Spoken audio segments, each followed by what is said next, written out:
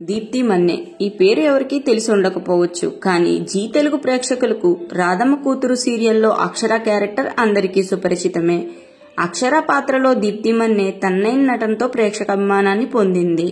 ఆ సీరియల్ తర్వాత ఇప్పుడు జగద్ధాత్రి అనే సీరియల్ కూడా చేస్తుంది.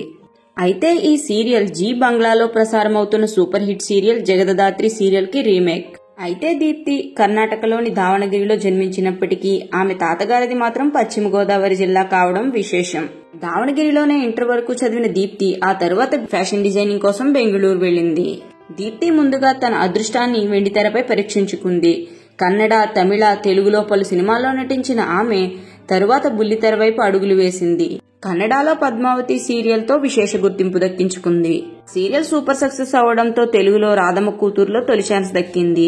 అలా తెలుగులో తను మొదట నటించిన రాధమ్మ కూతురు సీరియల్ సూపర్ సక్సెస్ అవడంతో బుల్లితెరపై ఎనలేని క్రేజ్ ని సొంతం చేసుకుంది దీప్తి. తనకు కాబోయేవాడికి ఆస్తిపాస్తులు ఏమీ లేకపోయినా జెంటిల్మెన్ అయితే చాలని గతంలో ఒక ఇంటర్వ్యూలో చెప్పుకొచ్చింది దీప్తి. బుల్లితెరపై కథకు తగ్గట్లు మెప్పించిన దీప్తి సోషల్ మీడియాలో మాత్రం తన వెస్టర్న్ అవుట్ ఫిట్స్ తో మాత్రం కుర్రకారుని ఫిదా చేస్తుంది.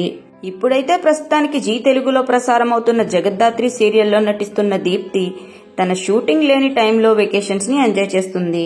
ఆ వెకేషన్ కి సంబంధించిన బ్యూటిఫుల్ ఫొటోస్ తన సోషల్ మీడియాలో పోస్ట్ చేస్తూ హల్చల్ చేస్తుంది. ఆ బ్యూటిఫుల్ ఫొటోస్ ఇప్పుడు నెట్టింట వైరల్ అవుతున్నాయి.